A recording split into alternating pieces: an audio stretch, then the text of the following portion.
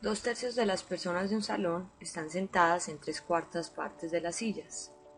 Si hay 6 sillas vacías, el número de personas que están en el salón. Entonces hay una unidad para personas y otra unidad para sillas. Entonces vamos a dibujar acá 2/3 de las personas. Entonces partimos en 3 y escogemos 2.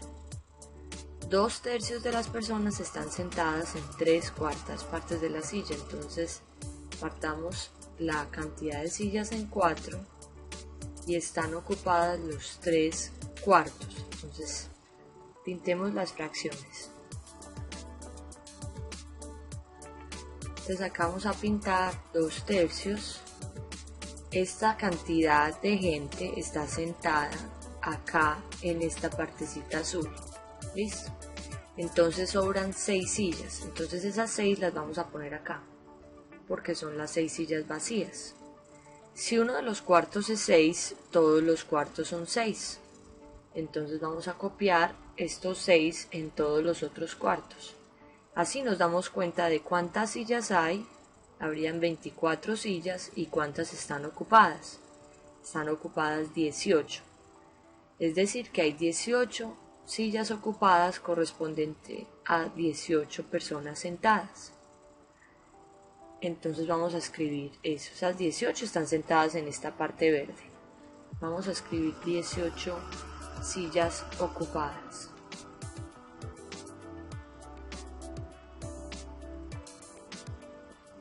Entonces estas 18 sillas ocupadas están ocupadas en esta parte verde.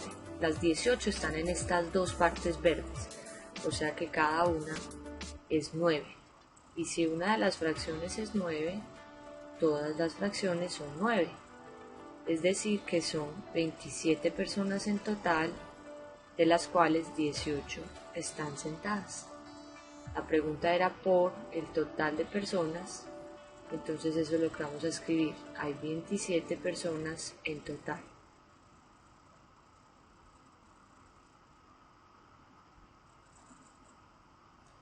La siguiente pregunta es sobre el área que está acá sombreada. Es el área de un cuadrado menos un círculo. Hay este rectángulo que interviene en la pregunta, pero solamente es una distracción. El rectángulo me va a dar información sobre el lado del cuadrado, pero en sí la pregunta es sobre el área de un cuadrado menos el área de un círculo. Entonces mira que si cogemos el área del cuadrado y le restamos el área del círculo, entonces vamos a encontrar el área sombreada. Aquí voy a poner un momentico el círculo dentro del cuadrado para que tú veas cómo se genera esa área sombreada. Si coges el área total y le restas el área del círculo, mira, si se la quitas, se la restas al área del cuadrado, queda la parte sombreada, que es la que necesito. Bueno, entonces ahora para encontrar el área del cuadrado necesito el lado del cuadrado. Y el lado del cuadrado se tiene que encontrar con esta regla de 3, porque me están diciendo en la pregunta que el 80% es 4. El 80% del lado del cuadrado es 4, correspondiente al lado del rectángulo. Entonces hacemos esta regla de 3. Si el 80 es 4, 100% ¿cuánto es? Entonces basta multiplicar 100 por 4 y dividirlo por 80. 100 por 4 es 400, dividido 80, da 5. Es decir que este lado del cuadrado es 5. Como el área de un cuadrado es lado por lado, entonces 5 por 5, 25 es el área de este cuadrado. Y el área de un círculo es pi r a la 2. Entonces escribamos la formulita, es pi r a la 2. Y el radio del círculo es la mitad del lado del cuadrado. Mira, si esto mide 5, entonces el diámetro de ese círculo mediría 5. Toda esta línea mediría 5. Significa que el radio mide la mitad. El radio, esto mediría 5 y el radio es la mitad. Es decir, esta cantidad desde el centro hasta el borde. y esto mide entonces 5 medios o 2.5. Como las respuestas están en decimales, entonces lo vamos a dejar así. Esto es el radio, es la medida del centro hasta el borde de la circunferencia. Entonces vamos a reemplazar acá pi r a la 2, vamos a escribir lo mismo, pero en vez de poner r vamos a escribir el radio, que es 2.5.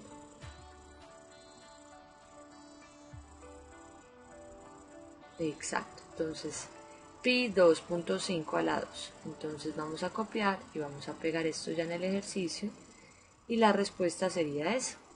Sería 25 menos 2.5 a la 2 por pi. Eso se podría operar, pero en las respuestas estaba simplemente esa indicación, entonces lo dejamos hasta ahí.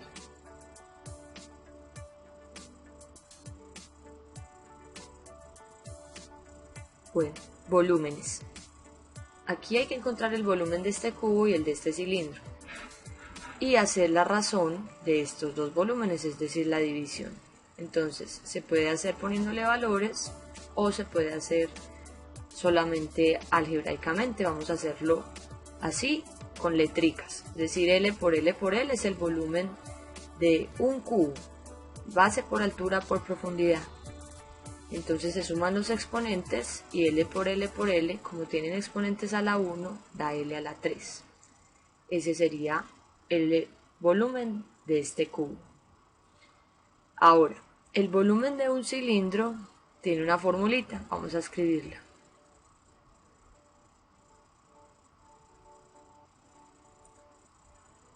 Es pi r a la 2 por la altura.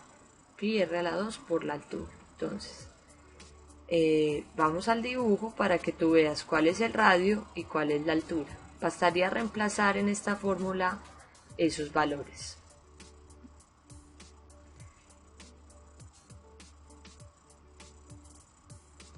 ¿Por qué el radio es L medios? Vamos a volver acá. Entonces mira, como todo esto mide L, entonces la mitad es el radio. Entonces por eso escribimos L medios. Y la altura está en el dibujo. La altura también es L.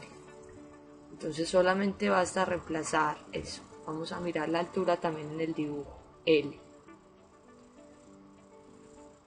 Ya no falta entonces sino desarrollar ese exponente. Entonces vamos a escribir exactamente lo mismo, solamente desarrollando ese exponente. Entonces L, un exponente a la 2 es cada elemento a la 2, es decir, vamos a elevar a la 2 el de arriba y el de abajo. Entonces L a la 2 solamente se deja así expresado, L a la 2. Y 2 a la 2 es 4. Esta otra L que está multiplicando se le pone un denominador 1 para poder operarlo. ¿Y cómo se multiplican fracciones? Derecho. Entonces 4 por 1, 4, y L a la 2 por L a la 1, se suman los exponentes y daría L a la 3. Entonces acá ese sería el resultado, pi L a la 3 sobre 4.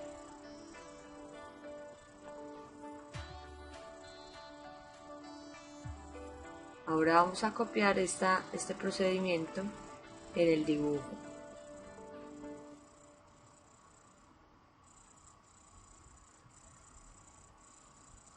Entonces ya tenemos el volumen del cubo y ya tenemos el volumen del cilindro, solamente falta hacer la razón. Vamos a hacer la razón entre el volumen del cubo sobre el volumen del cilindro. La razón es la división.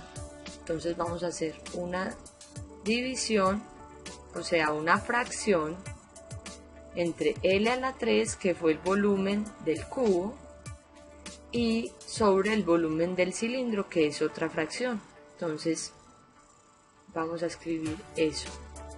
El volumen del cilindro nos dio pi L a la 3 sobre 4.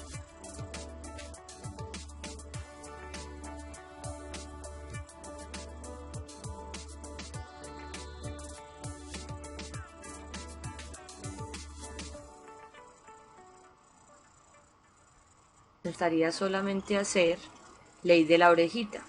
Entonces, para poder hacer ley de la orejita, le ponemos el denominador 1 a este L a la 3 y ya multiplicamos los extremos y lo ponemos arriba, 4L a la 3, y los internos y lo multiplicamos y lo ponemos abajo, los de adentro.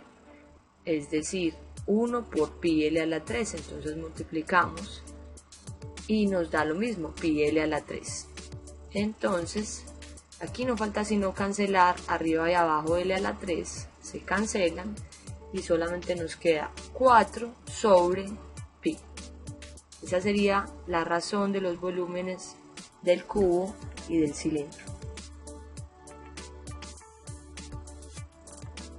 Vamos a escribir este procedimiento también aquí atrás y la respuesta entonces es esa, 4 sobre pi. La siguiente pregunta es sobre este cilindro mismo que lo introducen en este cubo. Entonces, ¿cuál va a ser el volumen correspondiente a la zona entre el cubo y el cilindro? Sería la resta. Entonces vamos a encontrar el volumen del cubo de nuevo y le vamos a restar el volumen del cilindro. Ahora nos dieron que el valor de L era 1. Entonces vamos a encontrar el volumen de igual el volumen del cilindro y del cubo y los vamos a restar. Primero el del cubo menos el del cilindro. Esta es la zona que quedaría disponible. Vamos a encontrar entonces los volúmenes.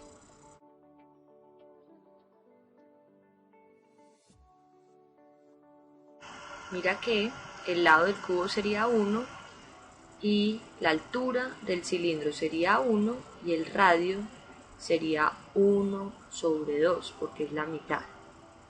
Bueno, el volumen de un cubo del lado 1 sería 1 por 1 por 1, es decir, 1, porque es base por altura por profundidad y si todos están midiendo 1 lo dejamos así.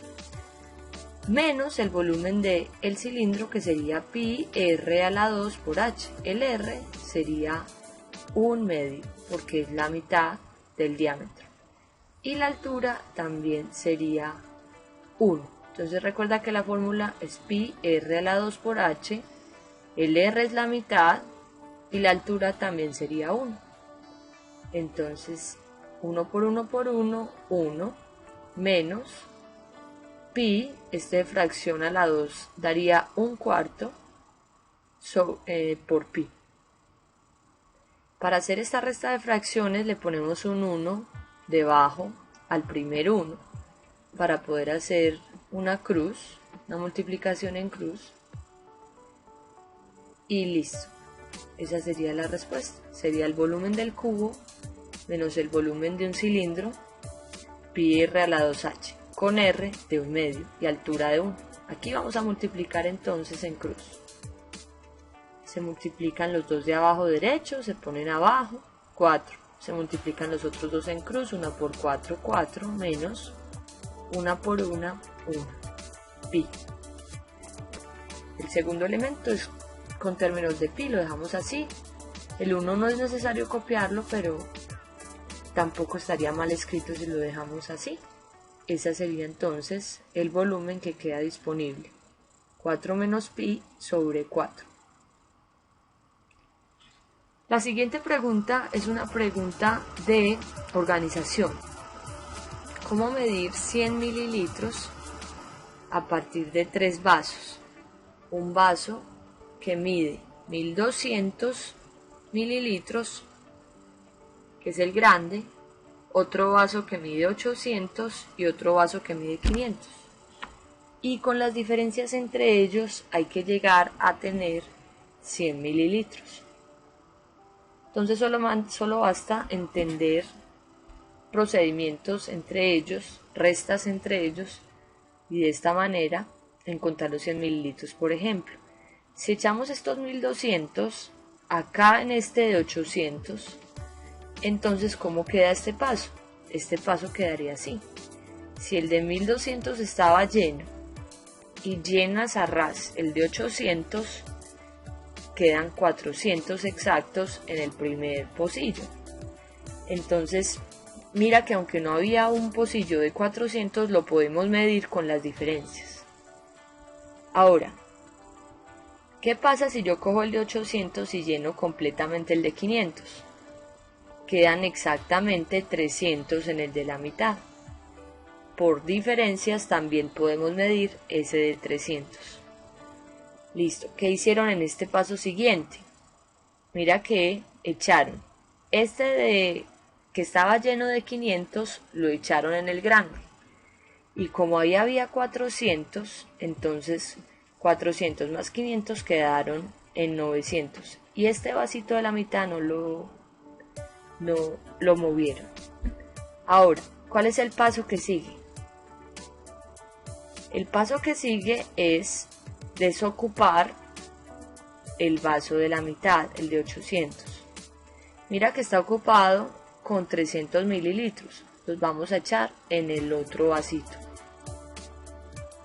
Y por último, como aquí tengo 900 y los echo aquí exactos a ras hasta el de 800, entonces me quedarían 100 mililitros.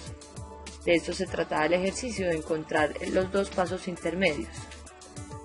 Esta pregunta que sigue es sobre la imagen en el espejo de una figura. Entonces, la imagen en el espejo es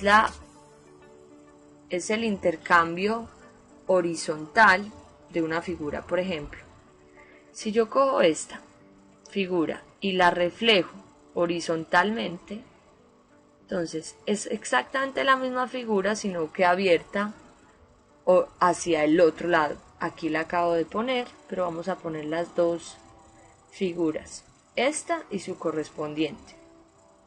Entonces mira que el reflejo horizontal es esta figura, no es la misma, es una inversión de ella horizontalmente.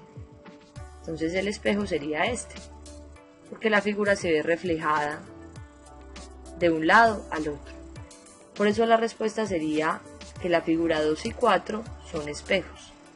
Aquí, para que practiques, vamos a hacer los espejos de las otras figuras para que lo veas. Por ejemplo, este sería el espejo de la figura 1. Este sería el espejo de la figura 3.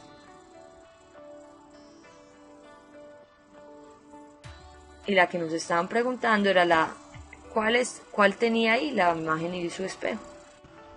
Esta próxima secuencia es una secuencia de números y de letras. Entonces, una posible explicación sería que están cambiando las letras de forma alfabéticamente y dejando una de por medio. Mira, A, B, C, C, D, E, F, G. Pero no escriben la del medio. Mira que la del medio no la están escribiendo y la están cambiando por un número par. Entonces mira cómo esta opción C empieza a cuadrar. Mira, 2, 4, entonces 6 es posible en esta posición. ¿Qué pasa con estos tres números de atrás? Siempre son el 1, el 2 y el 3. Solo que están cambiando de orden. Primero fue el 1, el 3, es probable que sea el 2. Otra explicación sería que el 3 pasa de primero y los empuja, el último pasa de primero y los empuja hacia atrás. Por eso el próximo número sería 2, 3 y 1.